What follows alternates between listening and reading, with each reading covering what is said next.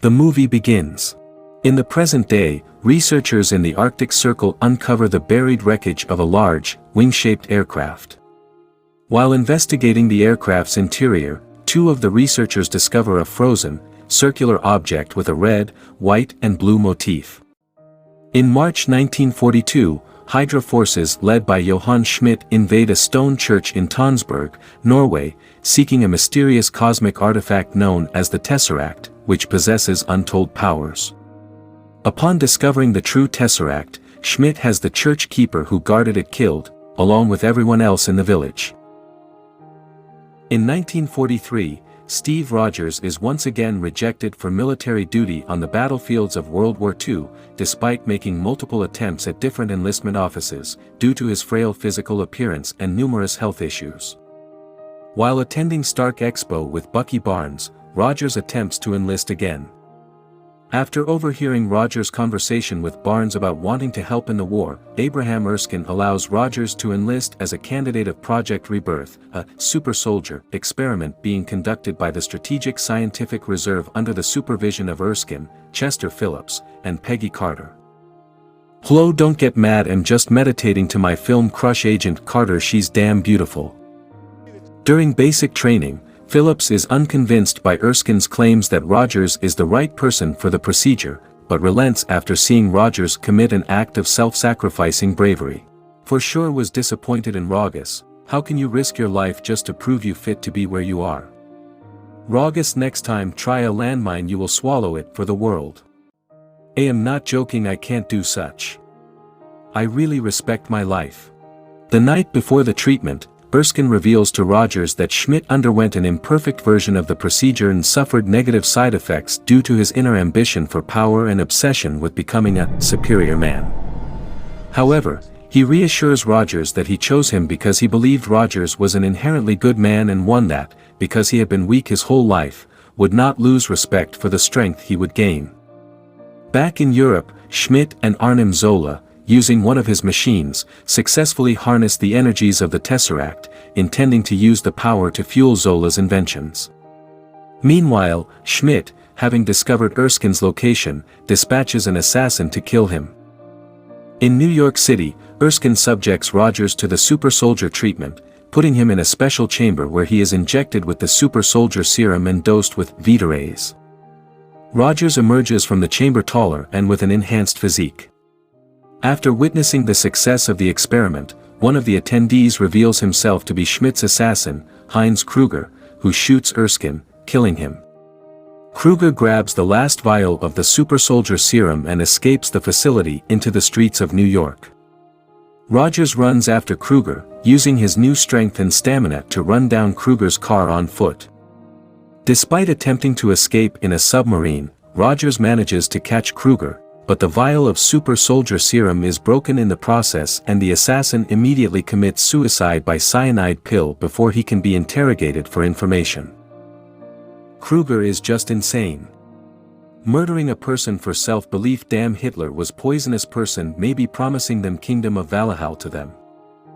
With Erskine dead and the super soldier formula lost, the SSR is ordered to join the war and engage Hydra directly. However, Phillips decides to leave Rogers behind and allows scientists to study him in an attempt to rediscover Erskine's formula. Senator Brandt approaches Rogers and instead offers him the chance to tour the nation for the USO to promote war donations, using his image as the strong, ideal soldier as a symbol for the public to rally behind, which Rogers accepts. During his work for the USO, Rogers performed in scripted stage shows as the star-spangled character, Captain America.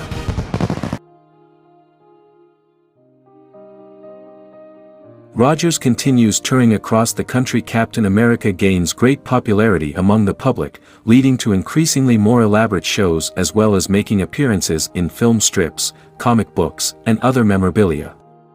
Although Rogers is happy to be contributing towards the war effort, he grows increasingly weary of being paraded around while not being able to have a more direct role alongside those actively fighting. But for sure, this world is fake. A man was given a super soldier asylum, transforming him to an energetic and strong man to just be a comedian. Philip, you lied there.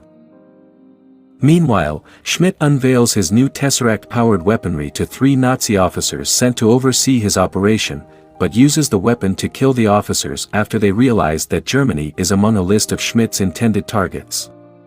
Schmidt uses this moment to declare his secession from the Third Reich, claiming that Hydra could grow no further in Adolf Hitler's shadow and will now follow his agenda.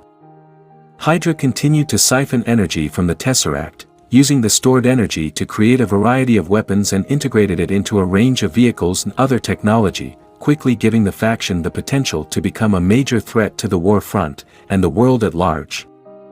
In November 1943, while performing for active servicemen as well as encountering his colleagues from the SSR, Rogers learns that Barnes' unit was lost in a battle against HYDRA.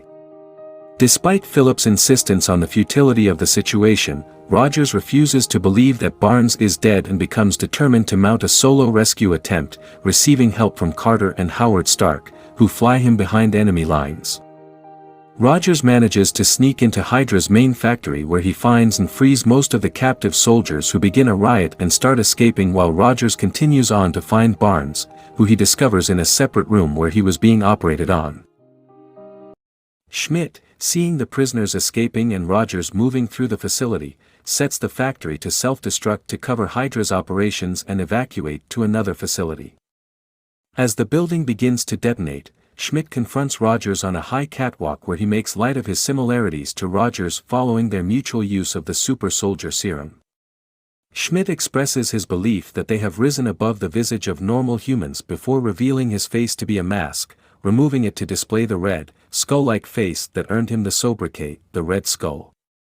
Schmidt and Zola make their escape while Rogers leads Barnes to the roof where they both barely manage to escape the factory themselves. Following the liberation of the Allied prisoners, Rogers gains his superior officers' respect and acknowledgement as a soldier and is given high rank and the chance to fight as Captain America, as a key figure on the war front opposing Hydra directly. Rogers recruits Barnes, Dum Dum Dugan, Gabe Jones, Jim Morita, James Montgomery Falsworth and Jacques Dernier as his personal team of Howling Commandos to take out the other known Hydra operations. Howard Stark outfits Rogers with advanced equipment, including a durable, custom combat uniform and a circular shield made of vibranium. For the next 2 years, Rogers and his Howling Commandos lead a strong offensive, sabotaging various Hydra operations, much to Schmidt's frustration. In 1945, the team later assaults a train carrying Zola. Rogers and Barnes engage in a fight with the soldiers on the train, during which Barnes falls from the train to his apparent death, while Jones locates Zola on the train and captures him. Rogers is deeply affected by the loss of his best friend and is convinced by Carter to use his sorrow as motivation to put an end to Hydra for good. Using information extracted from Zola, the final Hydra stronghold is located and Rogers leads an attack to stop Schmidt from using weapons of mass destruction on the United States. Rogers climbs aboard the Valkyrie, Hydra's massive aircraft bomber, as it takes off. During the subsequent fight, a machine containing the Tesseract is damaged. Schmidt physically handles the Tesseract, which opens a wormhole into space, sucking him into it in bright light. The cube falls to the floor, burning through the plane and falling into the ocean. Seeing no way to land the plane without the risk of detonating its weapons, Rogers instead crashes it on the Arctic shelf while making a sorrowful goodbye to Carter, making a promise to take her dancing, knowing he would never be able to make the date. Stark later recovers the Tesseract from the ocean floor but is unable to locate Rogers' body or Schmidt's aircraft. Rogers awakens in a 1940s-style hospital room. Deducing from an anachronistic radio broadcast that he was out of place, he flees outside into what is revealed to be present-day Times Square, where Nick Fury tells him he has been asleep for nearly 70 years. Stunned by this revelation, Rogers' only response is that he had a date. Please subscribe and turn on the notification bell. Like, share and comment to help the channel out.